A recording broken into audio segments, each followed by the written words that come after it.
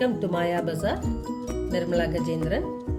இன்றைக்கு நாம் பார்க்கும் ரெசிபி தேங்காய்பால் கேழ்வரகு கஞ்சி. அடிகனமான ஒரு பாத்திரத்தில் 4 கப்பு தண்ணி ஊற்றி வச்சுருக்கேன். 3 டேபிள் ஸ்பூன் ராகி மாவு, 1/2 கப் தண்ணி ஊற்றி நம்ம லிக்விடாக கரைச்சி வச்சுக்குவோம். 3 டேபிள் ஸ்பூன் தேங்காய் எடுத்திருக்கேன்.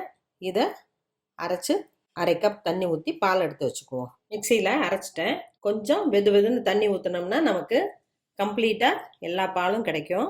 தண்ணி கொதிக்கிற ஸ்டேஜுக்கு வந்துருச்சு. மாவை ஊற்றிக்கிட்டே கிளறுவோம்.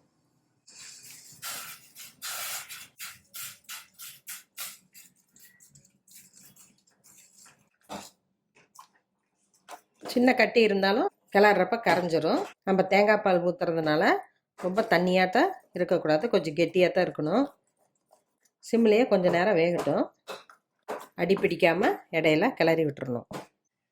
1/4 டீஸ்பூன் கல்லுப்பு போடுறேன். ஸ்வீட்டாக குழந்தைங்களுக்கு வெள்ளைப்பாகு ஊற்றி கொடுக்குறேன்னா ஒரு பிஞ்சு சால்ட்டு போட்டால் போதும். மோர் ஊற்றி சாப்பிட்றவங்க கொஞ்சம் அதிகம் போட்டுக்கலாம். தேங்காய் பால் குழந்தைங்களுக்கு ரொம்ப நல்லது.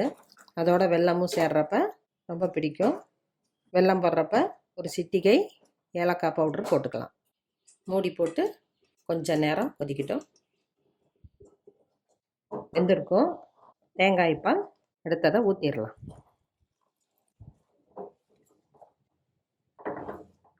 தேங்காய் பால் ஊற்றின விட்டு ரொம்ப நேரம் அடுப்பில் வைக்கக்கூடாது. லேசாக சூடானோன்னு எடுத்துடும். ஸ்டவ் ஆஃப் பண்ணிடலாம். தயிரோ மோரோ கலந்து சாப்பிட்றப்ப நமக்கு ரொம்ப டேஸ்ட்டாக இருக்கும். தேங்காய் பால் இன்னும் சுவை கூடுதலாக கிடைக்கும். குழந்தைகளுக்கு வெல்லம் போட்டு கொடுக்கலாம்.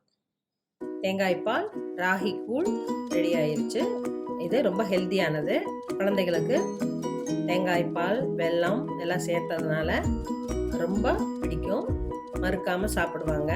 பெரியவங்களுக்கும் ஒரு வேளை சிறுதானியமான கேழ்வரகு கொடுக்கறது உடம்புக்கு நல்லது. செஞ்சு பாருங்க, சாப்பிட்டு பாருங்க. பிடிச்சிருந்தா சப்ஸ்கிரைப் பண்ணுங்க, ஷேர் பண்ணுங்க. தேங்க்யூ.